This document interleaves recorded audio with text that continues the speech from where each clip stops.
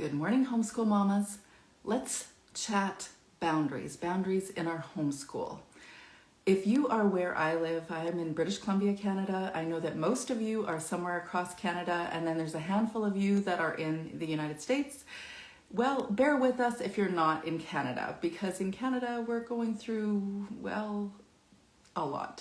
There's a lot going on right now with COVID restrictions. People have varying experiences, but it definitely is playing out on our mental health space. And I'm seeing that pop out like kernels of popcorn. Everybody's experiencing it in some form or fashion. And so today's discussion, though it is about boundaries, and I'm going to focus it on homeschooling, I am planning for next week to have a discussion about how to do this again with our kids, creating routines and boundaries and really practices that are going to help us to get through this. I'm with you. It's really hard. I don't like it. I don't want it.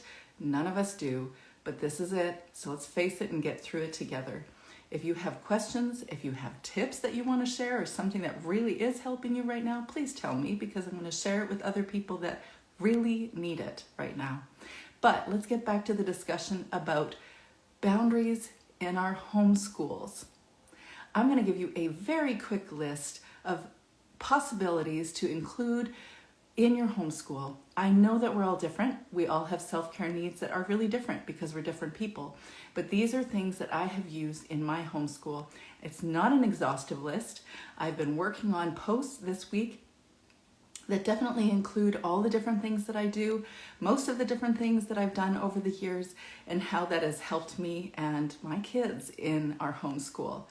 I'm going to tell you that I discuss all of this in my Homeschool Mama Retreat, which is a course that I'm about to release in a few weeks right at Mother's Day.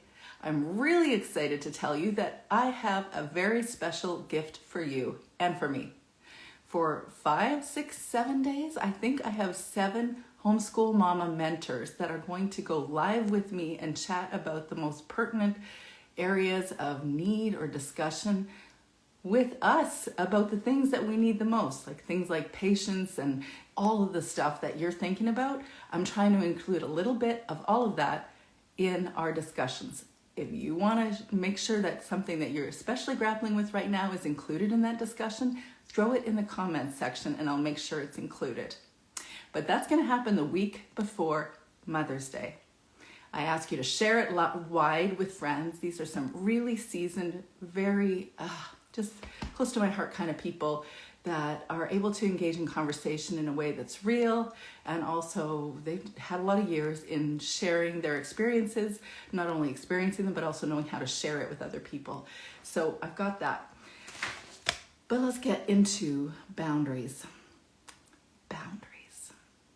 How does that manifest in your homeschool?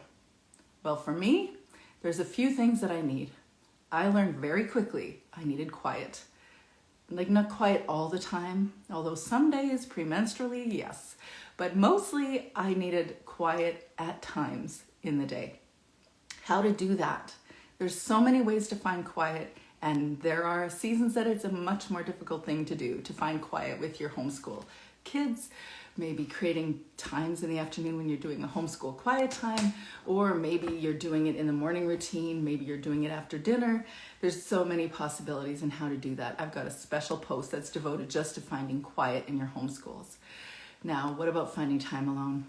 Absolutely no question, this is going to be a really tough time to find time alone. I've even had that discussion with someone last year in, I think it was the first wave with the first set of restrictions, and how to find time alone. We need time alone at some point.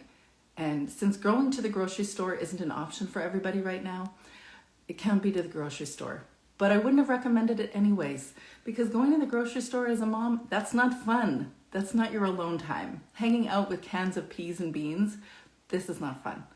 So the goal in an ideal homeschool scenario is to have some time alone to make sure that you actually just connect in with yourself at times throughout. Maybe if you have a chance to do it once a week, if it's just 15 minutes, it will help you. 1 hour a week, gold. No matter what amount of time you can get alone, it has value. Even if you want to spend time with your kids all the time and you just can't get enough of them, you still need time alone at times. Alter our expectations. In certain seasons, we simply cannot create certain boundaries with our kids the same way that we could if they were 18. A 2-year-old does not clue into the idea that when I said, please don't interrupt me on the toilet, I really mean it. And so we have to alter our expectations that sometimes our boundaries aren't going to be enacted the way that we want to because little kids just can't honor it. You need your own thing, something that is outside of your homeschool thing. A boundary of separateness is what I call it. Just to recognize that you are a separate human being with separate needs, that you have a separate identity, separate interests, that you're going to be somebody outside of the homeschool mom role someday. So daily separateness practice, if you can do that for 5-10 minutes. You need to recognize your areas of overwhelm. I posted specifically on 19 tips this week to recognize overwhelm and how to engage overwhelm. There is no doubt that overwhelm and doubt seem to be the most common 2 discussion points that I've come across when talking with homeschool families, obviously. Overwhelm in so many different packages, but we need to be able to sit with our feelings to recognize actually how we're feeling and why we're feeling what we're feeling, actually understand what our underlying needs are under those feelings, and then begin to address them. Sometimes we come into homeschooling with this notion that we're just going to do all the things for our kids because that's why we're doing this, right? We want to equip them with everything. And so we're on top of everything, or at least we're considering everything. We're researching everything. And we're spending a lot of time doing everything and forgetting that we are human beings that are humans that have needs just like our kids do. Maybe they're not the same needs. Hopefully we've matured a little bit more than our own kids, but we still have needs. We need to have our needs satisfied just like them. And our needs sometimes manifest in uncomfortable feelings. We feel uncomfortable. I like to call them uncomfortable. Some people will call them negative, but the reality as a human is we all have those feelings, so why call them negative? They're just our reality. We are uncomfortable with certain feelings on the regular in our homeschools. What is that feeling that you identify? When I first say that, what's the first thought that you have? I know for me, for many years, and this is just me because we all have different experiences, but I felt frustrated. And I know that that feeling of frustration or anger is usually the tip of the iceberg.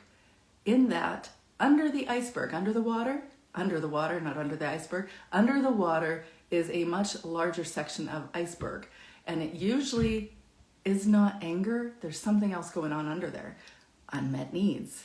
Maybe you feel sad by something, or you feel like something's just not the way it was supposed to be.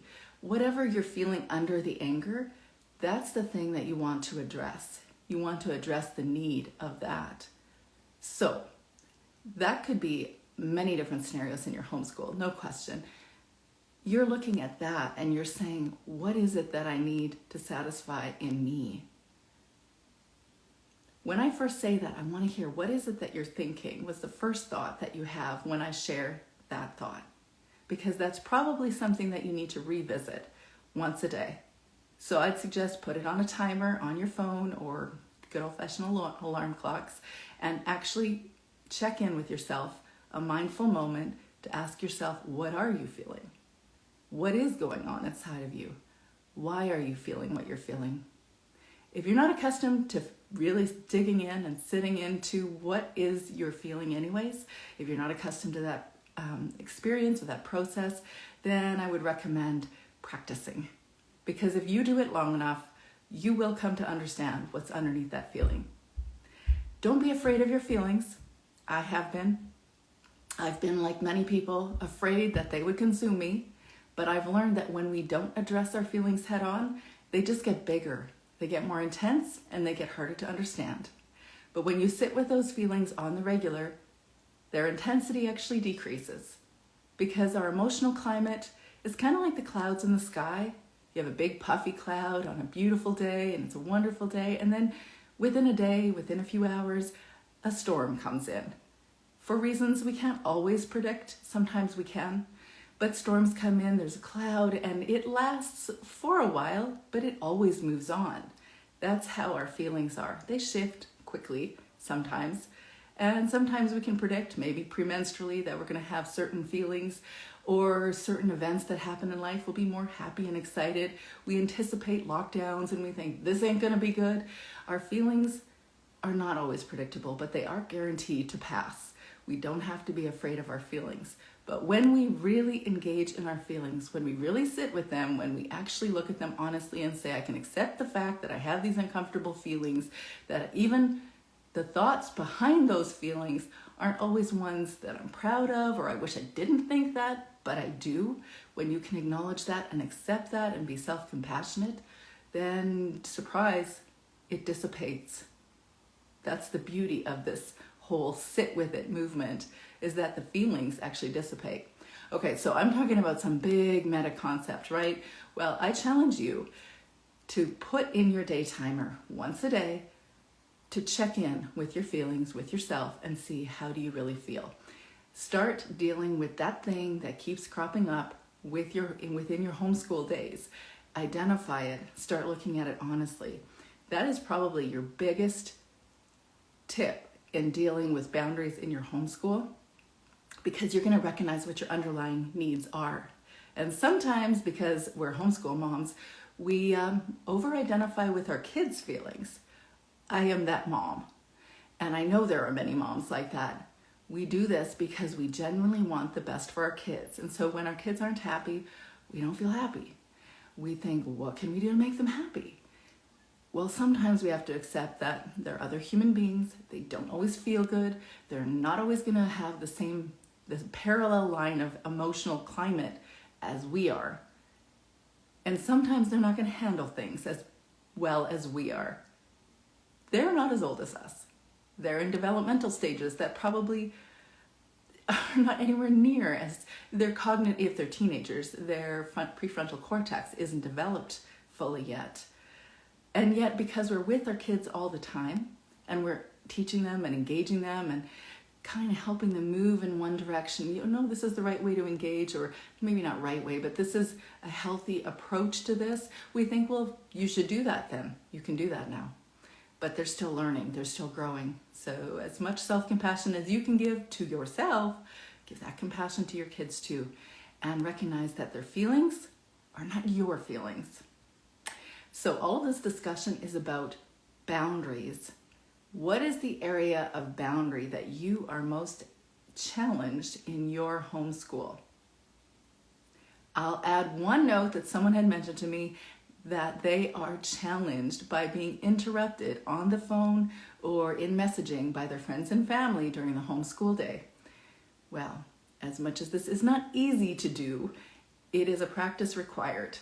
If you have a routine that you know is specific to your homeschool day, then just turn off the phone, turn off your notifications, let people know even. This is just so you know, I'm not going to be able to see your message or your phone call. I won't hear your phone call until after whatever o'clock. And just let it be as that. Does that mean everybody's going to be happy with you? Nope. That's not the way it works. If you set boundaries, it's almost guaranteed. If you haven't been practicing boundaries, you will have challenges with a host of people around you that don't appreciate your boundaries. But if they love you, they will stay. And if they require you to be something that you're not, it's okay. You aren't that person, so they're wanting to be with the person that isn't you anyway. Show up as you. Which brings me to the discussion that I have the most popular post on my blog that is pretty surprisingly accessed in the last few months. I suppose it's surprising. I suppose it really isn't. It's a Brené Brown discussion, how Brené Brown informs my homeschool. And if you know anything about Brené Brown, you know that I'm talking things that are definitely related to her. So check that out as well. And I frankly encourage you to go check out anything by Brené Brown, because it will absolutely build boundaries in you. And why? Because she is calling us to authenticity, to vulnerability. She's a shame researcher. What a title. She researches shame, and she had to identify her own scenario, her own story as she was researching. And it wasn't pretty, and it went viral. So she is a shame researcher that deals with vulnerability and authenticity. And I'm telling you, from my personal experience, when I first heard her TEDx talk, I don't even remember exactly what I heard that really clicked in me, that I wasn't even looking at my needs. I wasn't considering, who am I anyways as a homeschool mom? I'm frustrated with homeschooling. It's not the way I want it to be. But wait,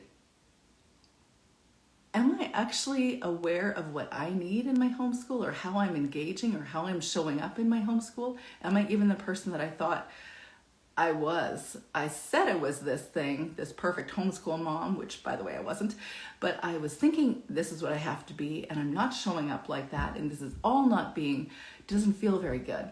And I discovered it was a lot about authenticity and how I wasn't really showing up for myself. She was one of my biggest influencers in shifting the boundaries inside here, which affected first my marriage, then it affected my relationships with my parents, then it affected my relationship in the church I was attending, and in my friendship and my community, and it just kept working its way out, and still to this day. Mostly it's finished, to be honest. But yesterday I got to have an amazing chat with somebody that was not Brene Brown, that was actually someone that had a giant influence on me in 2004. And I am so pleased that I got to have that chat. It was very, very big for me personally to hear him share about where he's been for the last 20 years and be able to identify with me that I've also come a long way in 20 years. Because when I sat in his office 20 years ago, more than 20 years ago, I wasn't me. I wasn't the person that I was supposed to be in this earth. I was some version of what do people want me to be, and pretty mixed up and uncertain, and didn't even identify if I liked toast with honey. So you got to listen to that podcast episode next Wednesday. That one's really special to me, and I was honored to have him on there. Okay, so I have shared a lot about discussion on boundaries. Is it what you were thinking I was going to chat about? Because there's all sorts of things that we're dealing with right now. So if you have other thoughts, or you have boundary issues that you're concerned about, throw them in the comments down below, and I'm happy to respond. And I have a grappling with overwhelm checklist that you can access at the top of the Instagram page. The link is in the bio, and you can access the free checklist and watch for next week, because next week, if you're struggling with any restrictions or all of this pandemic stuff again, then I'm going to address that, because I've already been asked in another group to address how to engage all of that right now. And as you know, I haven't done a pandemic before. No, none of us have. But I know that there is a core lesson, something that we really all can use as we are having to deal with the world as it is right now. And I'm going to share more about that next week. So until next week, I hope you and your kids can turn your challenges into charms. See you next week.